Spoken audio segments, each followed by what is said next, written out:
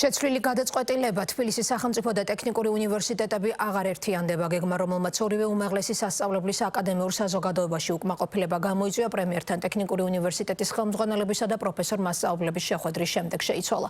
თუმცა ძალაში რჩება უმაღლესი განათლების რეფორმის კონცეფციით გათვალისწინებული სხვა საკითხები. ტექნიკური უნივერსიტეტი მომავალი სასწავლო სეზონიდან არატექნიკური პროფილის სასწავლო პროგრამებზე სტუდენტებს აღარ მიიღებს. უმაღლეს სასწავლებელში შენარჩუნდება მხოლოდ ის დისციპლინები, რომლებიც იქ 90-იან წლებამდე ისწავლებოდა.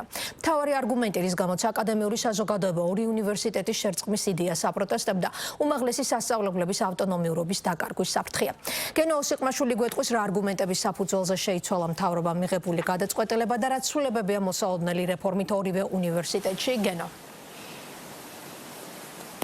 თუმცა ჩვენ გქონდა დღეს შესაძლებლობა, რომ თბილისის სახელმწიფო უნივერსიტეტისა და საქართველოს ტექნიკური უნივერსიტეტის ხელმძღვანელობას გავსაუბრებოდით და სწორედ ეს გვეკითხა, თუ რა იყო ის მთავარი არგუმენტები, რომელიც გუშინ მათ წარადგინეს, უბრალოდ მხოლოდ საქართველოს ტექნიკური უნივერსიტეტი იყო ფიზიკურად წარმოდგენილი, მისი აკადემიური საბჭო და რექტორი ამ შეხვედრაზე, რომელიც პრემიერ-მინისტრთან გაიმართა და რა იყო ის მთავარი არგუმენტები, რითაც ასე ვთქვათ, მთავრობის ხელმძღვანელი დააჯერეს, რომ ეს გაერთიანება არ უნდა მომხდარიყო და საქართველოს ტექნიკური უნივერსიტეტში აცხადებენ, რომ მათი მთავარი არგუმენტი იყო ავტონომიურობის შენარჩუნება, მათი განცხადებით იმისათვის, რომ თბილისის საქართველოს ტექნიკურ უნივერსიტეტში მოიმატოს ხარისხის დონე, ამისთვის აუცილებელია, რომ ავტონომიურობა ჰქონდეთ შენარჩუნებული იმისთვის, რომ საინჟინრო ტექნოლოგიური მიმართულება ის სკოლა გაძლიერდეს, სხვა შემთხვევაში ის უბრალოდ უფრო მეტად დასუსტდებოდა, რაც როგორც ამბობენ პრემიერ-მინისტრმა მიიღო სხვადასხვა სიღრმისეული კითხვების დასმის შემდეგ და აქედან გამომდინარე ეს გახდა მთავარი, ასე ვთქვათ, მამოძრავებელი ძალა იმის, რომ აღარ შეერთებულიყო ეს ორი უნივერსიტეტი.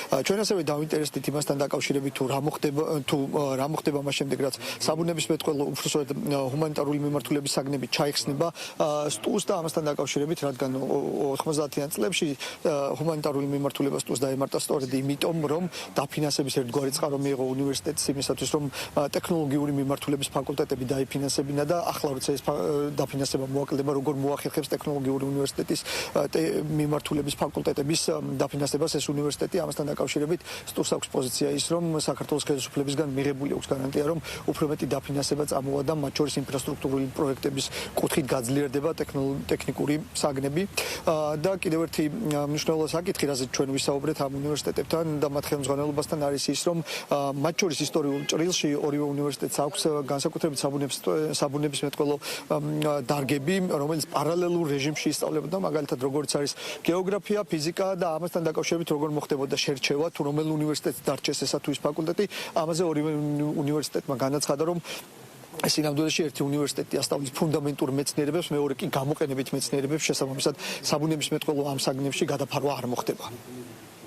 მოხდა ცალსახად გამიჩნდა ფუნდამენტური მეცნიერებები და მათ შორის ეს არის ზუსტი და საბუნებისმეტყველო, ეს არის თვალთ იგივე ჰუმანიტარული მეცნიერებები. ამ მიმართულებებს მოემსახურება თბილისის სახელმწიფო უნივერსიტეტი.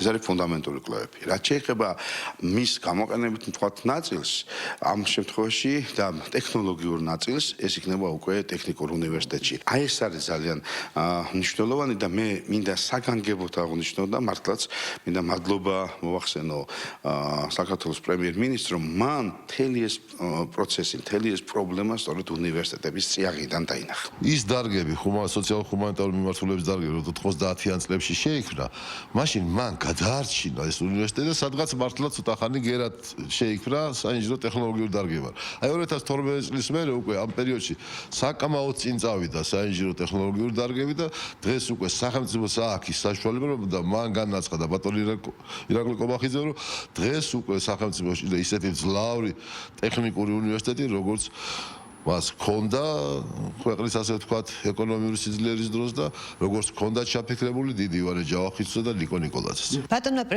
პრემიერმა ძალიან ყურადღებით მოგვისმინა, ძალიან ღრმად ჩაიხედა ჩვენ საგანმანათლებლო პროგრამაში, ჩვენი სასწავლო პროცესის თავისებურებაში, რაც განსაზღვრავს იმას, რომ საინჟინრო და ტექნოლოგიურ სკოლას იმისათვის, რომ განვითარდეს და იმისათვის, რომ იყოს საერთაშორისო სტანდარტების შესაბამისი, უნდა ჰქონდეს განვითარების ავტონომია. ავტონომიურობის გარანტირებული უფლება.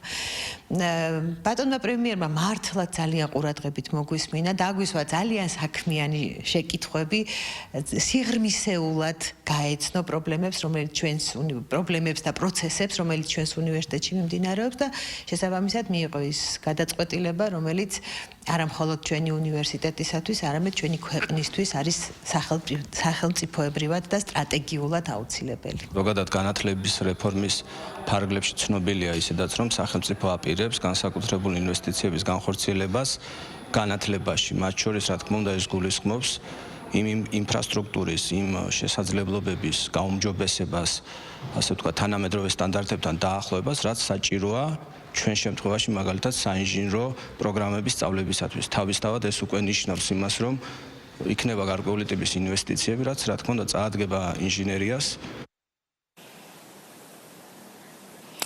ახლა უკვე მოლაპარაკებების რეჟიმში გადადის სიტუაცია და შეიქმნა სამუშაო ჯგუფი, რომელიც ამ მილევად ფაკულტეტებთან დაკავშირებით გაიმართება და ერთ-ერთი ესეთი შეხვედრა სულ ცოტა ხნის წინ დასრულდა, ეს იყო პირველი შეხვედრა, რომელიც მინისტრის მოადგილე, განათლებისა და მეცნიერების მინისტრის მოადგილე ზვიად გაბისონიასთან გაიმართა. ეს შეხვდა სტუს წარმომადგენლობას და სწორედ მთავარი თემა იყო ის, თუ როგორ უნდა მოხდეს შედარებით უმტკივნეულოდ ჰუმანიტარული მიმართულების ჩახსნა სტუდან. ასეთივე შეხვედრა გაიმართება თბილისის სახელმწიფო უნივერსიტეტთანაც უახლოეს მომავალში.